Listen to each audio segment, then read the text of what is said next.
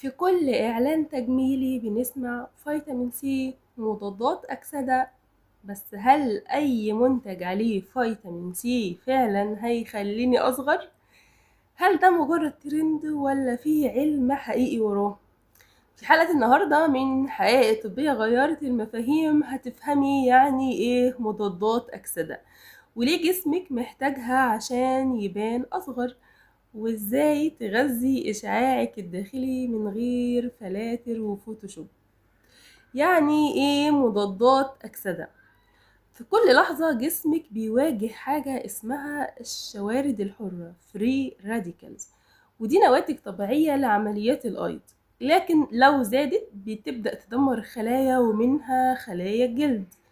النتيجة تلف الكولاجين، بهتان البشرة، تصبغات وشيخوخة مبكرة، وده اسمه الإجهاد التأكسدي oxidative stress.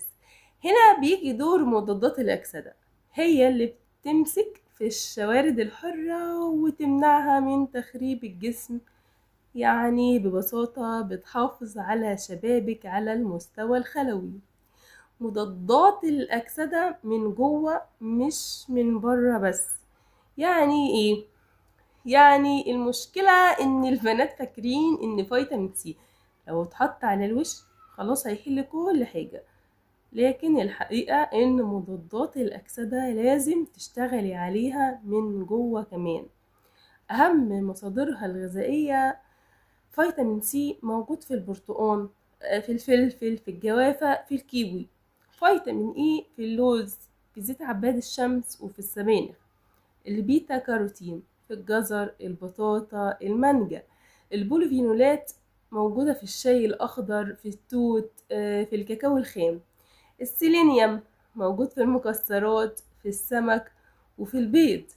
لو أكلك فقير أي كريم مهما كان سعره مش هيعوض الضرر التأكسدي اللي جاي من جوه. طيب هل الكريمات فعالة؟ هو الحقيقة الكريمات فعالة ومفيدة، بس لازم تستخدميها صح. هنستخدمها صح ازاي؟ فيتامين سي بتركيز من 10 ل15% الصبح مع الصن بلوك. فيتامين اي وكريمات فيها نياسيناميد او فيروليك اسيد، وسيرم مضاد أكسدة مش لازم يكون غالي بس يكون ثابت وسمعته كويسة. طيب لو بتاكلي بقى وجبات سريعة ومش بتنامي كويس وعندك ستريس مزمن، الكريم لوحده مش كفاية.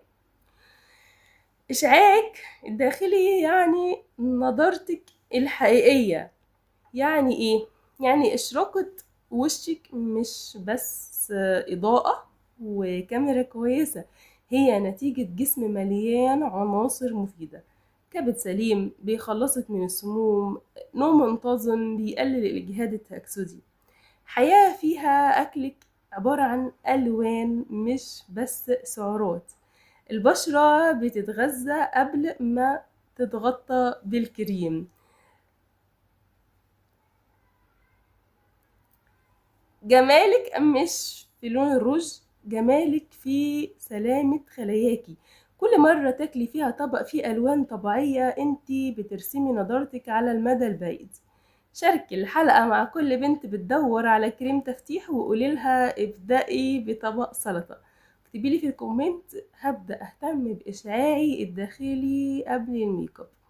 واستنيني الحلقة الجاية من حقائق طبية غيرت المفاهيم، هتكون عن كل تساقط شعر سببه نقص فيتامين ولا في أسباب خفية. معاكم دكتورة ياسمين عبد الهادي وثورة الوعي الطبي.